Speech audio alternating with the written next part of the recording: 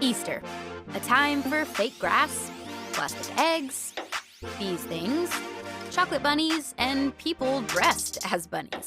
And then there are the weird parts of Easter, like fake grass, plastic eggs, these things, chocolate bunnies, and people dressed as bunnies, which is interesting. But what does all this stuff have to do with Easter?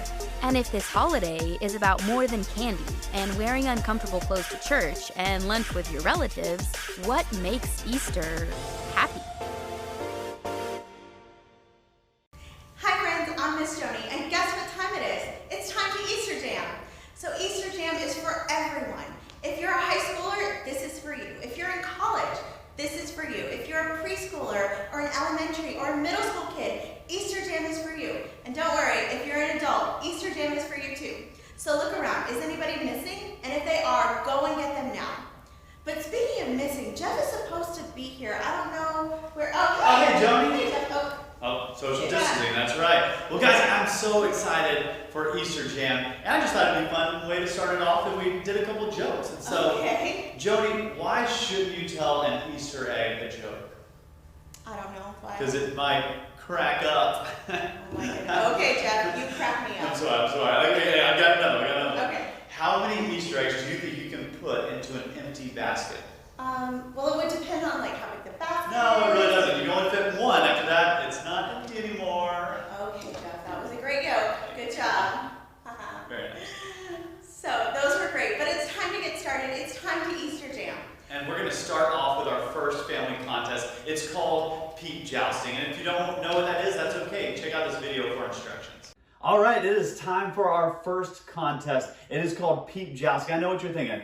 What is Peep Jousting? Well, we're going to show you. I've got two of my favorite helpers right here to help me out. These are my boys, Andy and Eli. Can y'all say hi? Hi! And all you need for this contest is you need a couple of peeps. They can be the same color or different. It doesn't matter. You need a plate that is safe to go in the microwave, and you'll need a couple of toothpicks as well. This is going to be a lot of fun for the family, and so get ready for it. For your peeps, you may want to decorate them just to make them your own so you can tell which peep is yours, especially if they look the same. So Andy, Eli, do you want to decorate your peeps? Yes. All right, let's decorate.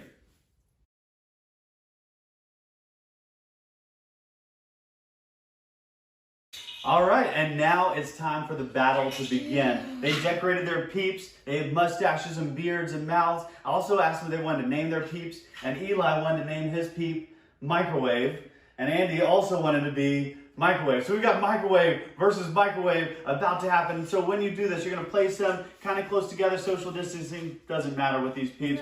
And then you're going to place the swords, the toothpicks, into that peep. So you're going to place it in there and make it face the other peep. Yeah, can you put yours in?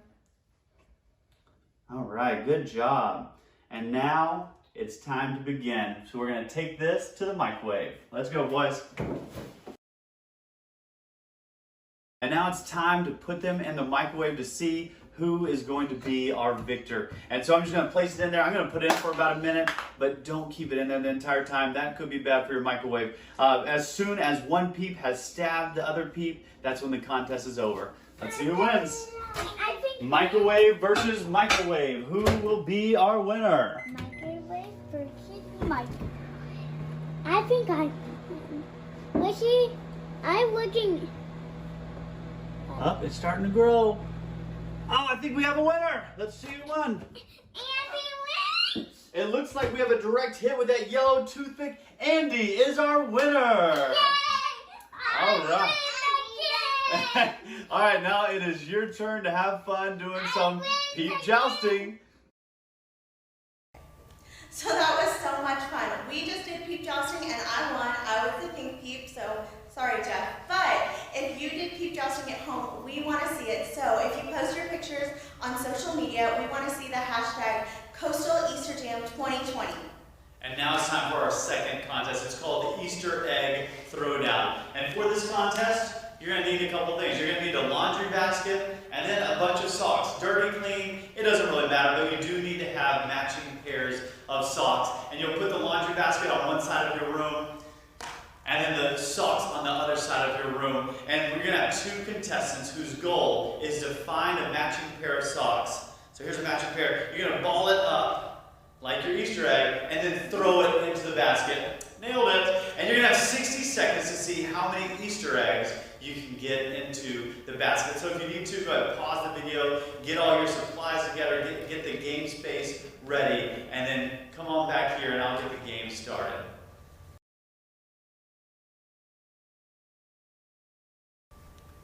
And so, is everybody ready?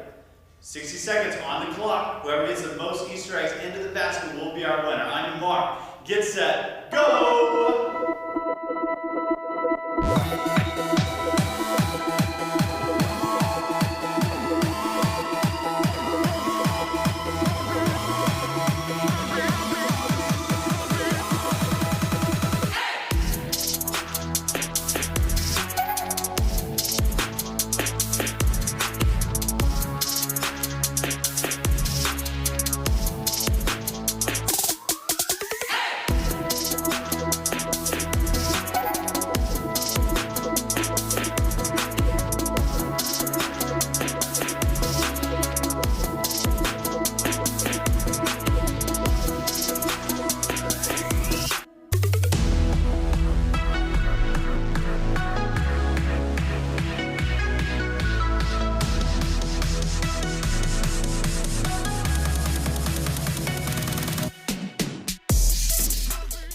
Guys, that was so much fun. I hope you enjoyed getting those Easter eggs in the basket. Whoever won, your prize is socks! Just kidding. But for real though, make the winner feel special. Give them something extra. Maybe even give them some peeps or an extra scoop of ice cream. Whatever you want to do, make them feel special. So we hope you're having fun so far. We're celebrating because today is Easter, and we're going to talk about what makes today so special a little bit later. But before, I know we all have some family and friends who would love to hear from us. So now we're going to do the Wish Your Peeps challenge. So in just a second, you're going to pause the video. There's going to be a slide with a couple of options, and you're going to choose one and pause the video and do it. So go ahead and do that right now.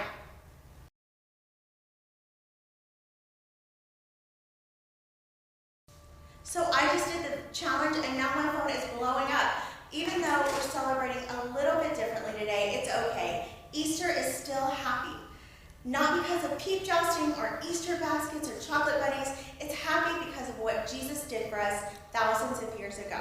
That's right. This is the most powerful story in the world. And yet, it can be told so simply. I mean, so simple, that can be told with laundry. Check this out. In the beginning, God created everything. He formed people in His very own image. But then, we turned away from God. Sin entered the world, like a dark stain. Still, God loved us so deeply that He made a plan to rescue us. At just the right moment, God sent His very own Son, Jesus, to live among us. Jesus healed hearts and minds and bodies. Thousands gathered to hear Him teach. Instead of giving lots of new rules, Jesus turned things upside down by making it simple. Love God, love others. After 3 years of traveling and teaching, Jesus and His disciples entered Jerusalem to celebrate the Passover feast. Huge crowds gathered to welcome Him. But while the crowds cheered for Jesus, the religious leaders made plans to arrest Him. He was turning their world upside down, and they wanted Him gone. As Jesus celebrated the Passover meal with His friends, He told them that He would be leaving, but would return. His friends didn't understand. That night, one of Jesus' followers, Judas, led soldiers to arrest Him. The religious leaders gave Jesus a fake trial and then sent Him to Pilate, the Roman governor, who could have Him killed. Pilate found Jesus had broken no law and tried to release Him. But a mob called for Jesus to be killed. Pilate gave in and handed Jesus over to the Roman soldiers.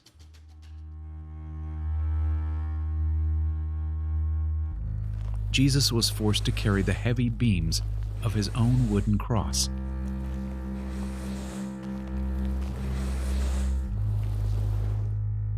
On a hill called Golgotha, the soldiers nailed Jesus' hands and feet to the rough wood.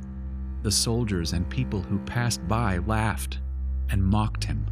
But from the cross, Jesus asked God to forgive them. Finally, Jesus called out, "It is finished." Then he died. The earth shook. Rocks split open. Even the soldiers cried, "Surely he was the Son of God." One of Jesus' followers took his body and placed it in a tomb cut from the rock. A huge stone blocked the entrance. Jesus' friends were devastated.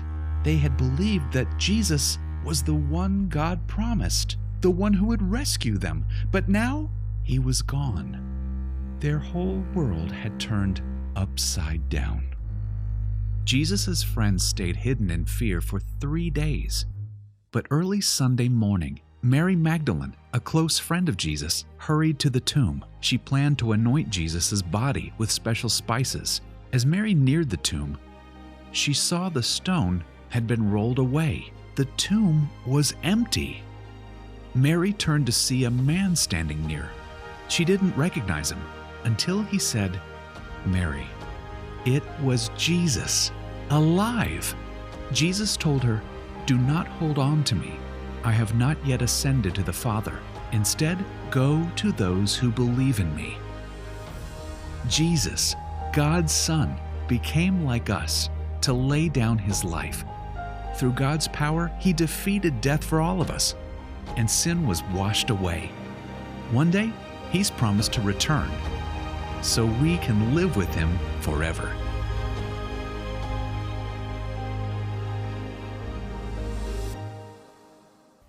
Wow, I hear that story every Easter, but it still amazes me. God sent Jesus to the world to remind us that he is greater than anything that can go wrong. The fact that Jesus came back to life is proof to me that I can face anything bad that happens. I like to think about it this way. I can blank because Jesus is alive. For instance, I can keep loving because Jesus is alive. I can be brave because Jesus is alive. I can have hope because Jesus is alive. So here's an idea. Take a few minutes and add to this list of things that you can do because Jesus is alive. So on the next slide, it's going to say, how could you answer, I can blank because Jesus is alive? And there's also another question for you to discuss as a family. So pause the video right now and discuss.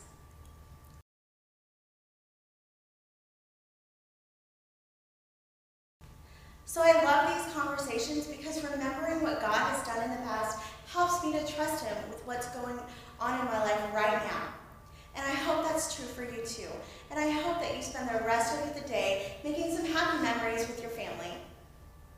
And so we have one last challenge for you. This is the photo challenge. And so I want you to go ahead and decide among your family who's the tech genius, who can get a photo of the entire family without being behind the phone. And when this video is over, we want you to go outside and just take a family photo. You could dress up for it. You could go out and do it in your PJs. You can use filters to make you all look like Easter bunnies, or just smile, whatever you want to do, but we want to see those photos. And so share them with the hashtag Coastal Easter Jam 2020. So maybe now, more than ever, this is a time to celebrate and remember God's faithfulness and the hope that he gives us in Jesus. And that's what makes Easter so happy. That's right. So we're so glad that you joined us. And you know what? I think I've got one more joke I can tell. Okay. Joni, why did the Easter Bunny wear a hat? I don't know why. Because he was having a bad hair day.